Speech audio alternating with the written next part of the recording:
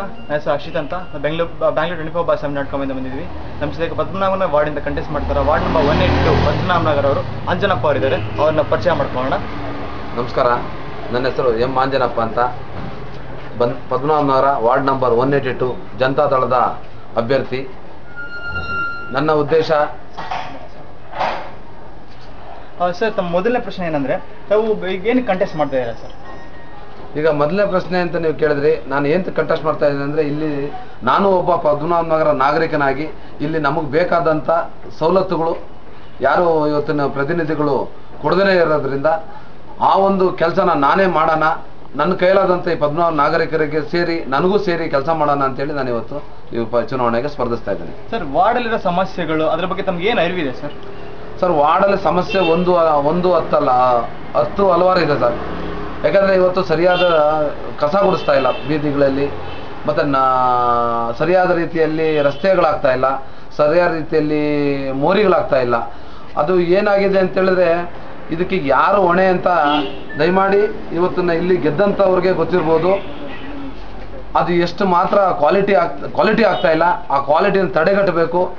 ಸರಿಯಾದ ರೀತಿಯಲ್ಲಿ ಏನು ಇವತ್ತು ಸರ್ಕಾರದಿಂದ ಬರ್ತಕ್ಕಂಥ ಹಣನ ಅದನ್ನು ಸರಿಯಾದ ಜನತೆಗೆ ಒದಗಿಸ್ಕೊಡೋದೇ ನನ್ನ ಮೂಲ ಉದ್ದೇಶ ಸರ್. ಸರ್, ತಮ್ಮ ವಿಭಾಗದಲ್ಲಿರೋ ಮೂಲ ಉದ್ದೇಶ ಮತ್ತು ಗುರಿ ಏನು ಸರ್? ಸರ್, ಮೂಲ ಉದ್ದೇಶ ಒಂದೇ, ಇಲ್ಲಿನ ನಾಗರಿಕರಿಗೆ ಬೇಕಾದಂಥ ಸವಲತ್ತುಗಳು, ಒಂದು ಆಟದ ಮೈದಾನ ಇರ್ಬೋದು, ಒಂದು ಉದ್ಯಾನವನ ಇರ್ಬೋದು, ಇಲ್ಲ ಒಂದು ನೀರಿನ ಸಮಸ್ಯೆ ಇರ್ಬೋದು, ಬೀದಿ ದೀಪ ಇರ್ಬೋದು, ಇದನ್ನೆಲ್ಲ ಉತ್ತಮವಾದ ರೀತಿಯಲ್ಲಿ ನನ್ನ ವಾರ್ಡಿನ ಜನತೆಗೆ ಕೊಡಬೇಕು ಅನ್ನೋದೇ ನನ್ನ ಉದ್ದೇಶ ಸರ್. ಸರ್, ತಮ್ಮ ವಿಭಾಗದಲ್ಲಿರೋ ಜನರು ನಿಮಗೆ ಹೇಗೆ ಸಹಕಾರ ಮಾಡ್ತಾರೆ ಮತ್ತು ಅವ್ರ ಸಮಸ್ಯೆಗಳನ್ನ ತಮ್ಮ ಹತ್ರ ಬಂದು ಹೇಗೆ ಬಗೆಹರಿಸ್ಕೊಳ್ತಾರೆ? ಸರ್, ನಾನು ಈ ಭಾಗದಲ್ಲಿ ನಾನು ಒಬ್ಬ ನಾಗರಿಕನಾಗಿರೋದ್ರಿಂದ ಎಲ್ಲ ನಾಗರಿಕರು ನಾನು ಪರಿಚಯ ಇದ್ದೀನಿ. ಇಲ್ಲಿನ ಸಮಸ್ಯೆ ಎಲ್ಲರಿಗೂ ಗೊತ್ತು. ಬಟ್ ಯಾರು ಇವತ್ತು ಸಮಸ್ಯೆನ ಏನು ಬಗೆಹರಿಸ್ತಾ ಇಲ್ಲ, ಯಾರ ಮನೆಗೆ ಹೋಗಿ ಎಷ್ಟು ಸಾರಿ ಕಂಪ್ಲೇಂಟ್ ಕೊಟ್ಟರುಗಳು ಯಾರು ಸ್ಪಂದಿಸ್ತಾ ಇಲ್ಲ ಅಂಥೇಳಿ ಇವತ್ತು ಆ ಒಂದು ಜನತೆ ಇವತ್ತು ಯಾಕೆ ನೀವೇ ಕಂಟೆಸ್ಟ್ ಮಾಡಬಾರ್ದು, ನೀವೇ ಕಂಟೆಸ್ಟ್ ಮಾಡಿದ್ರೆ ನಮಗೆಲ್ಲ ಚಿರಪರಿಚಿತರು ನೀವು, ಆ ಒಂದು ಸಮಸ್ಯೆಗಳನ್ನು ಬೇಗ ಬಗೆಹರಿಸ್ತೀರ ಅನ್ನೋ ಒಂದು ಉದ್ದೇಶದಿಂದ ನನ್ನನ್ನೇ ಇವತ್ತು ಪ್ರತಿನಿಧಿಯಾಗಿ ಸ್ಪರ್ಧೆ ಮಾಡಬೇಕು ಅಂತೇಳಿ ಇವತ್ತು ಸ್ಪರ್ಧಿಸಿದ್ದೇನೆ. ಸರ್, ಪೊಲಿಟಿಷಿಯನ್ ಎಲ್ಲರೂ ಬರೀ ಮಾತು ಕೊಡ್ತಾರೆ, ಆ ಮಾತನ್ನ ತಾವು ಹೇಗೆ ನೆರವೇರಿಸ್ತೀರಾ ಸರ್? ಸರ್, ಮಾತು ಈ ಪ್ರತಿಯೊಬ್ಬರು ಚುನಾವಣೆಗಳು ಬಂದಾಗ ಆಶ್ವಾಸನೆಗಳು ಕೊಡೋದು ಸಹಜ. ಬಟ್ ನಾನಂತೂ ಖಂಡಿತವಾಗಿ ಹೇಳ್ತೀನಿ ಕೇಳಿ, ಮಾತನ್ನು ಕಡಿಮೆ ಮಾಡ್ತೀನಿ, ಆಶ್ವಾಸನೆಗಳು ಕಡಿಮೆ ಮಾಡ್ತೀನಿ, ಕೆಲಸ ಮಾತ್ರ ಎಚ್ಚೆತ್ತವಾಗಿ ಮಾಡ್ತೀನಿ, ಜನಗಳ ಮೆಚ್ಚುಗೆ ಆಗಂತ ಒಬ್ಬ ಮಹಾನಗರ ಪಾಲಿಕೆ ಸದಸ್ಯನಾಗಿ ಕೆಲಸ ಮಾಡ್ತೀನಿ. ಸರ್, ತಾವು ಗೆದ್ದು ಬಂದಮೇಲೆ ಈ ನಿಮ್ಮ ಏನೇನು ಮೇನ್ ಮೋಟೋ ಮತ್ತು ಮೇನ್ ಉದ್ದೇಶಗಳೇನು ಸರ್? ಸರ್, ನನ್ನ ಗೆದ್ದು ಬಂದಮೇಲೆ ಇಲ್ಲಿ ಹಿರಿಯ ನಾಗರಿಕರಿಗೆ ಮತ್ತು ಇಲ್ಲಿನ ಪ್ರತಿಭಾವಂತ ವಿದ್ಯಾರ್ಥಿಗಳಿಗೆ, ಕಲಾವಿದರಿಗೆ ಪ್ರೋತ್ಸಾಹ ಕೊಡುವುದು, ಮತ್ತು ಹಿರಿಯ ನಾಗರಿಕರಿಗೆ ಅವರು ಒಂದು ವಾರಕ್ಕೊಮ್ಮೆ ತಿಂಗಳಿಗೊಮ್ಮೆ ಸಭೆ ಸೇರಿ ಒಂದು ಕುಂದುಕೊರತೆಗಳ ಬಗ್ಗೆ ಚರ್ಚೆ ಮಾಡ್ತಾರೆ.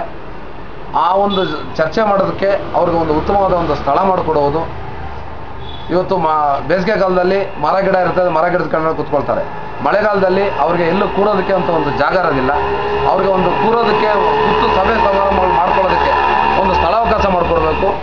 ಮತ್ತು ತಿಂಗಳಿಗೆ ಒಮ್ಮೆ ಆದ್ರೂ ನಾನು ಅವ್ರ ಜೊತೆ ಸೇರಿ ಇಲ್ಲಿನ ಸಮಸ್ಯೆಗಳು ಏನು ಅಂತ ತಿಳಿದು ಆ ಒಂದು ನಾಗರಿಕರ ಸಲಹೆ ಮೇರೆಗೆ ಕೆಲಸ ಮಾಡ್ತೀನಿ ಸರ್. ಸರ್, ಆಟದ ಮೈದಾನ, ಪಾರ್ಕು, ಇದ್ರ ಬಗ್ಗೆ ತಾವೇನು ಹೇಳ್ತೀರಾ ಸರ್?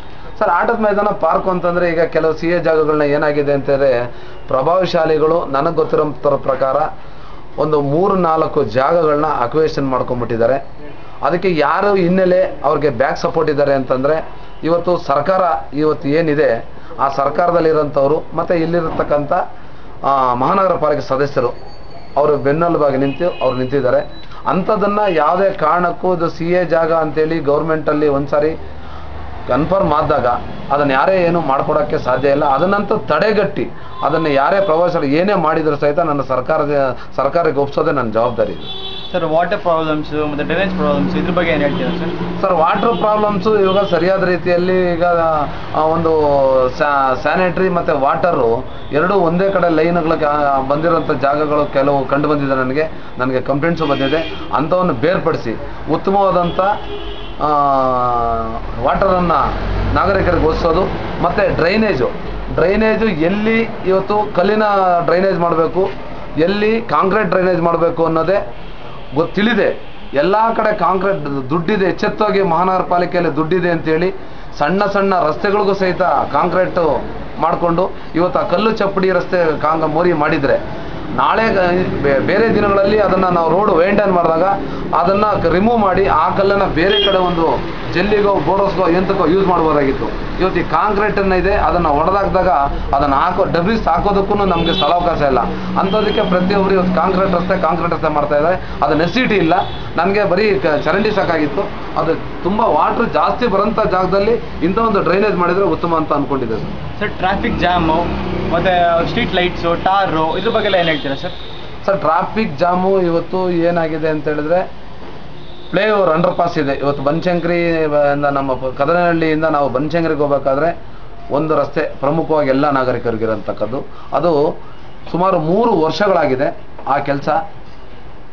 ಸರ್ಕಾರದ ಹಣ ಇಲ್ವೋ ಇಲ್ಲ ಅಂತಂದರೆ ಯಾರಿಗಾನ ಮಾಡಿಸೋದಕ್ಕೆ ಶಕ್ತಿ ಇಲ್ವೋ ಗೊತ್ತಿಲ್ಲ.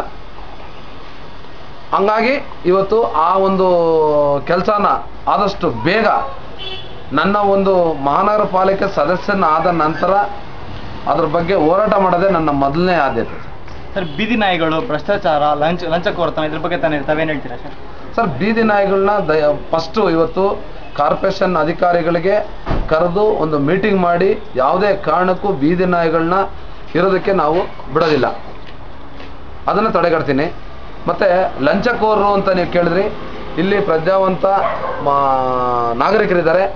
ಅವ್ರಿಗೆ ಯಾವುದೇ ಒಂದು ಮನೆ ಕಟ್ಟೋಕ್ಕೆ ಒಂದು ಪ್ಲ್ಯಾನ್ ಅಪ್ರೂವಲ್ಗೆ ಹೋದರೆ ಇಲ್ಲ ಒಂದು ಸ್ಯಾನಿಟ್ರಿ ಕನೆಕ್ಷನ್ಗೆ ಹೋದರೆ ಅದಕ್ಕೆ ಆದಂಥ ಒಂದಷ್ಟು ಲಂಚ ತಗೊಳ್ಳೋರು ನಾನು ಕಂಡು ಬಂದಾಗ ಖಂಡಿತವಾಗಿ ಅವ್ರ ಬಗ್ಗೆ ಕ್ರಮ ತಗೊಂಡು ನಾಗರಿಕರಿಗೆ ಅನುಕೂಲ ಆಗೋಂಥ ರೀತಿಯಲ್ಲಿ ಕೆಲಸ ಮಾಡ್ತೀನಿ. ಸರ್, ತಾವು ಕೊನೆಯದಾಗಿ ಏನು ಹೇಳಕ್ಕೆ ಇಷ್ಟಪಡ್ತೀರಾ ಸರ್? ಕೊನೆಯದಾಗಿ ನಾನು ಎಲ್ಲ ಪದ್ಮನಾಭನಗರ ವಾರ್ಡಿನ ಜನತೆಗೆ ನಾನೇನಪ್ಪ ಹೇಳಕ್ಕೆ ಇಷ್ಟಪಡ್ತೀನಿ ಅಂದರೆ, ನಿಮ್ಮ ಹಕ್ಕು ತಮ್ಮ ಸ್ವಂತದ್ದು. ಈ ಹಕ್ಕನ್ನು ನೀವು ಚಲಾಯಿಸಬೇಕಾದ್ರೆ ನಿಮಗೆ ಎಲ್ಲ ಪ್ರಜ್ಞಾವಂತ ಮತದಾರರಿದ್ದೀರಾ. ಉತ್ತಮವಾದಂಥ ಯಾರು ವ್ಯಕ್ತಿ ಅಂಥವ್ರಿಗೆ ನೀವು ಆಶೀರ್ವಾದ ಮಾಡಿ ಅಂಥವ್ರಿಗೆ ನೀವು ಓಟ್ ಹಾಕಿ ಅವ್ರನ್ನ ಜಯಿಸಿರೋನಾಗಿ ಮಾಡಿದ್ರೆ, ಯಾರೇ ಇರ್ಬೋದು, 3 ಜನ ಕ್ಯಾಂಡಿಡೇಟ್ ಉತ್ತಮ ನಿಂತಿದ್ದೀವಿ ಇಲ್ಲಿ, ಇದರಲ್ಲಿ 3 ಜನದಲ್ಲಿ ಯಾರು ಉತ್ತಮರು ಅಂತ ನೀವು ತಿಳಿದು ಅವ್ರಿಗೆ ಅಂಥವ್ರಿಗೆ ಮತ ಕೊಟ್ಟರೆ ಖಂಡಿತವಾಗಿ ಆ ಒಂದು ವಾರ್ಡಿನ ಏನೇ ಒಂದು ಕುಂದುಕೊರತೆಗಳು ನಿಭಾಯಿಸ್ತವೆ ಅಂತ ನಾನು ಅಂದ್ಕೊಂಡಿದ್ದೀನಿ. ತುಂಬ ಧನ್ಯವಾದಗಳು ಸರ್. ನಮಸ್ಕಾರ.